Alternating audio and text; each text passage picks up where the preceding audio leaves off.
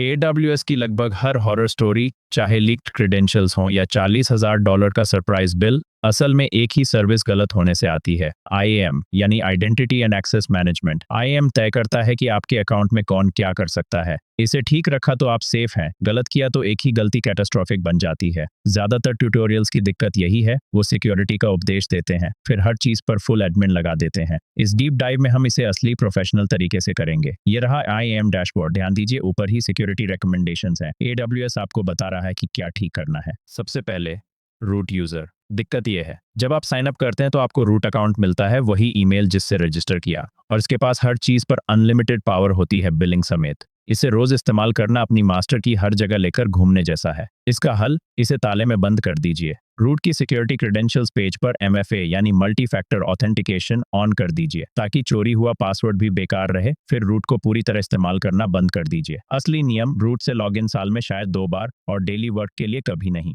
तो नया account safely कैसे सेटअप करें? IAM डैशबोर्ड आपको एक चेकलिस्ट देता है, ये सिक्योरिटी रिकमेंडेशंस। ये किस दिक्कत को सॉल्व करता है? एक फ्रेश अकाउंट पूरी तरह खुला होता है। इस लिस्ट को ऊपर से नीचे करते जाइए। रूट यूजर पर MFA, रूट पर कोई एक्सेस कीज नहीं, और एक लॉगिन शेयर करने की जगह इंडिविजुअल यूजर्स बनाइए। असली एग्जाम्पल, टीम के हर इंसान को अपनी अलग आइडेंटिटी मिलती है, ताकि आपको हमेशा पता रहे कि किसने क्या किया। यहाँ ग्रीन चेक मार्क्स का मतलब है आपकी फाउंडेशन मजबूत है।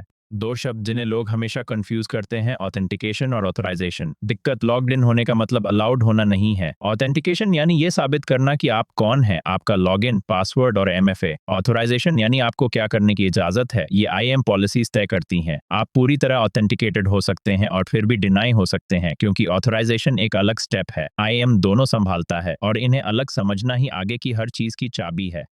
अब हम अपना पहला IAM यूजर बनाते हैं, और यहीं लगभग हर ट्यूटोरियल एक बुरी आदत सिखाता है। वो पहले ही यूजर पर एडमिनिस्ट्रेटर एक्सेस लगा देते हैं। दिक्कत, ये सेफ होने का बिल्कुल उल्टा है। इसे प्रोफेशनल तरीके से कीजिए। लीस्ट प्रिविलेज, किसी यूजर को सिर्फ वही परमिशंस दीजिए जिनकी उसे सच में जरूरत है। क्रिएट यूजर विजर्ड में आप एक नेम रखते हैं, फिर परमिशंस अटैच करते हैं। असली एग्जाम्पल, एक नए एनालिस्ट को रीड ओनली एक्सेस मिलता है, पूरे राज की चाबियां नहीं। शुरुआत नैरो से कीजिए और सच में जरूरत होने पर ही बढ़ाइए।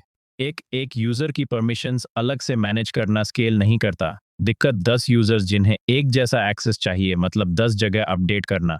इसका हल है ग्रुप्स। एक ग्रुप बस यूजर्स की एक बाल्टी है जो एक ही सेट की पॉलिसीज शेयर करती है। असली एग्जाम्पल, एक डेवलपर्स ग्रुप जिस पर सही पॉलिसी एक बार अटैच कर दी, नया डेवलपर उस ग्रुप में डालिए और उसे वो तुरंत इनहेरिट हो जाएगी। पॉलिसीज को ग्रुप्स पर अटैच कीजिए, यूजर्स को ग्रुप्स में डालिए। यही साफ स्केलेबल पैटर्न है। अब IAM का दिल, पॉलिसी। एक पॉलिसी एक JSON डॉक्यूमेंट है जो ठीक ठीक बताता है कि क्या अलाउड है। सिर्फ रेडीमेड पॉलिसीज इस्तेमाल करने की दिक्कत, वो अक्सर बहुत ज़्यादा ब्रॉड होती हैं। यहाँ एडिटर में आप बिल्डिंग ब्लॉक्स देख सकते हैं। इफेक्ट यानी अलाउ या डिनाई, एक्शन जैसे S3 गेट ऑब्जेक्ट, और रिसोर्स यानी वो एग्जैक्ट चीज़ जिस पर ये लागू होती है। असली एग्जाम्पल, फुल S3 एक्सेस की जगह हम सिर्फ एक स्पेसिफिक बकेट पर रीड अलाउ करते हैं। यही प्रिसीजन असल में लीस्ट प्रिविलेज दिखती है।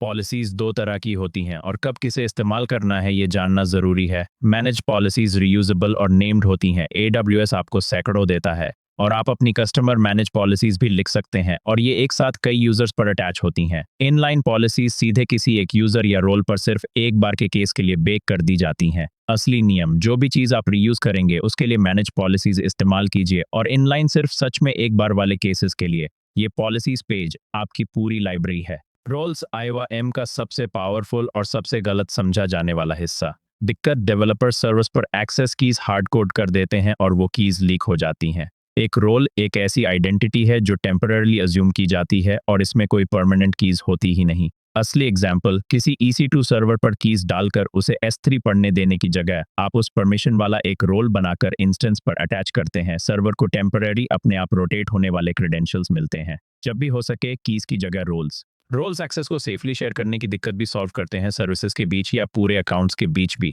दिक्कत, किसी चीज को अपनी तरफ से एक्ट करने कैसे दें बिना पासवर्ड्स बांटे। एक रोल के 2 हिस्से होते हैं, एक ट्रस्ट पॉलिसी जो बताती है कि इसे कौन अज्यूम कर सकता है, और एक परमिशन पॉलिसी जो बताती है कि फिर वो क्या कर सकता है। असली एग्जाम्पल, एक रोल जिसे किसी दूसरी टीम का अकाउंट अज्यूम करके सिर्फ एक बकेट पढ़ सकता है, वो अंदर आते हैं, वही एक काम करते हैं, और इससे ज्यादा कुछ नहीं। यही है अज्यूम रोल। यहाँ वो गैप है जो बिगिनर्स को तोड़ देता है। AWS असल में फैसला कैसे लेता है, वो दिक्कत जो आपको झेलनी पड़ेगी। मैंने अलाउ जोड़ा फिर भी एक्सेस डिनाइड आ रहा है। नियम क्रम में बाय डिफॉल्ट हर चीज डिनाइड है। एक एक्सप्लिसिट अलाउ एक्सेस देता है, लेकिन एक एक्सप्लिसिट डिनाई हमेशा जीतता है और किसी भी अलाउ को ओवरराइड कर देता है। और परमिशन बाउंड्रीज या ऑर्गेनाइजेशन पॉलिसीज जैसे गार्ड रेल्स इसे और भी कैप कर सकते हैं। तो जब एक्सेस रहस्यमय तरीके से ब्लॉक हो, किसी एक्सप्लिसिट डिनाई या अकाउंट वाइड पॉलिसी को ढूंढिए, मिसिंग अलाउ को नहीं। आपको कैसे पता कि आपकी पॉलिसी सही है और चुपके से जरूरत से ज्यादा परमिशंस नहीं दे रही? दिक्कत, ज्यादातर लोग कभी चेक ही नहीं करते। AWS आपको इसी के लिए टूल्स देता है। पॉलिसी सिमुलेटर आपको टेस्ट करने देता है, क्या ये यूजर ये एक्शन कर सकता है इससे पहले कि प्रोडक्शन में कुछ टूटे। एक्सेस एनालाइजर जो यहाँ दिख रहा है उन रिसोर्सेज को फ्लैग करता है जो बहुत वाइडली शेयर हैं, जैसे इंटरनेट के लिए खुला एक बकेट। और एक्सेस एडवाइजर दिखाता है कि किसी यूजर ने असल में कौन सी परमिशंस इस्तेमाल की, ताकि बाकी आप ट्रिम कर दें। वेरीफाई कीजिए, एज्यूम मत कीजिए। एक्सेस कीज पर एक बात, दिक्कत, लॉन्ग लिव्ड कीज नंबर एक चीज हैं जो लीक होती हैं, गिटहब पर कमिट हो जाती हैं, कोड में पेस्ट हो जाती हैं। प्रोफेशनल आदतें की तभी बनाइए जब आपको सच में कमांड लाइन एक्सेस चाहिए। इसे कभी अपने कोड या रिपो में मत डालिए। इसे नियमित रोटेट कीजिए और रोल्स को प्राथमिकता दीजिए जिन्हें कोई परमानेंट कीज चाहिए ही नहीं।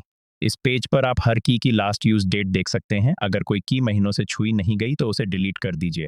और वो मॉडर्न तरीका जो लगभग कोई ट्यूटोरियल नहीं दिखाता, IAM आइडेंटिटी सेंटर, जिसे पहले SSO कहते थे। दिक्कत, हर एक इंसान के लिए एक IAM यूजर बनाना स्केल नहीं करता और ये आज की बेस्ट प्रैक्टिस भी नहीं है। आइडेंटिटी सेंटर लोगों को एक सिक्योर साइन इन देता है, अक्सर आपकी कंपनी डायरेक्टरी से जुड़ा हुआ, जिसमें आपके सभी अकाउंट्स पर टेम्परेरी एक्सेस होता है और कोई लॉन्ग लिव्ड कीज नहीं। AWS की आज की गाइडेंस साफ है। ह्यूमन लॉगिन्स के लिए आइडेंटिटी सेंटर इस्तेमाल कीजिए और प्लेन IAM यूजर सिर्फ फॉल बैक के तौर पर। चलिए डे 1 चेकलिस्ट को लॉक कर लेते हैं। हर नए अकाउंट पर क्या करना है।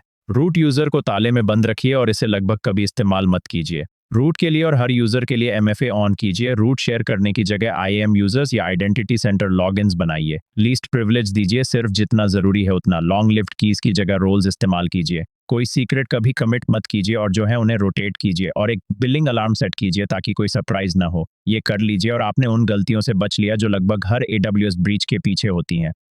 हम जो भी सर्विस सिक्योर करते हैं उसका अपना डीप डाइव है, तो VN क्लाउड को सब्सक्राइब कीजिए और हम AWS को आसान और सेफ बनाते रहेंगे असली एग्जाम्पल्स के साथ।